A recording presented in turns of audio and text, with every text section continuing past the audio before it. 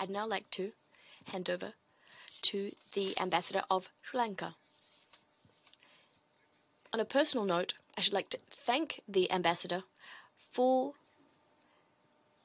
the role he's played, an active role in supporting the Palestinian cause, and I'm well positioned to express this because I'm very well versed in his commitment. We've worked together, so I have the utmost respect and admiration for his commitment. Thank you very much. On behalf of the committee, you have the floor. Thank you, Mr. Chair, and for the very kind sentiments that you have expressed. I can only reciprocate that sentiment in a large measure. Listening to all of us speak this morning, Mr. Chair, I was certainly convinced of the expression that Pope Francis recently said when he said that the world suffers from the famine of peace. From the famine of peace. And that seems to be pretty clear from all what we've heard and what I have had also gathered in the process of chairing the Israeli Practices Committee on Occupied Arab Lands, which I share with you. I do agree with Ambassador Neville of Namibia that today perhaps is not a day for bouquets.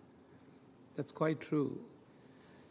For the reason that this issue has been exacerbated and played out for far too long.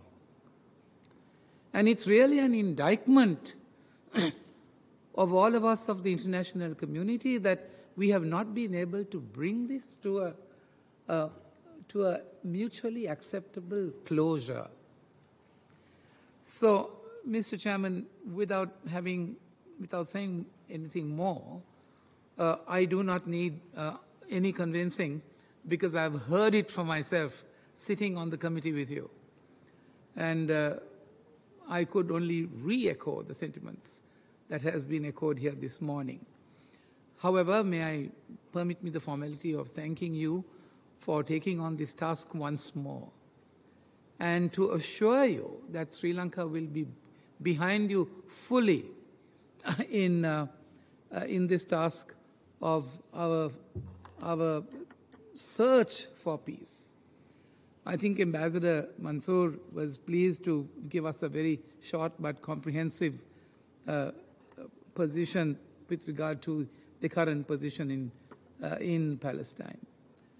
I can only assure him that as far as Sri Lanka was concerned, that we would leave no stone unturned in giving you every little support that we can in the resolution of this matter. Yeah. Now,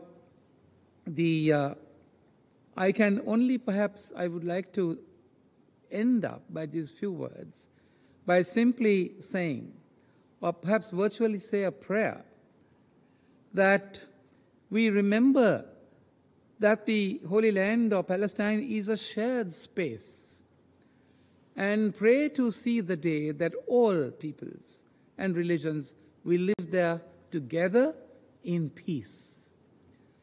That we hope for the day when Palestine refugees may return from wherever they take refuge in.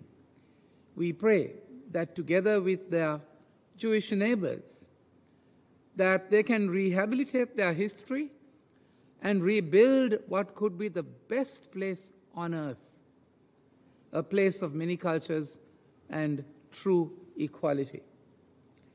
And I finally really pray that Palestinians will be able to live free from violence and oppression.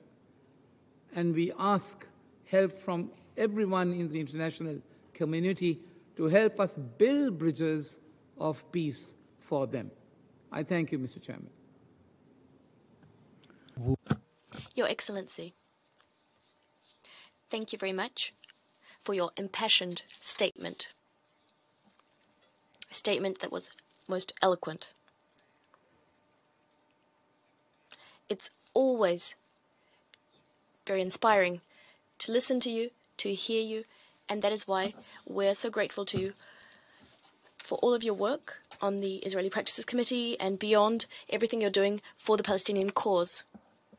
Much like many other colleagues, I'd like to say that it's high time that we make headway.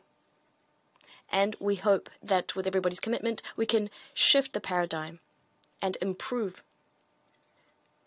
the condition of the martyr people, the Palestinian people.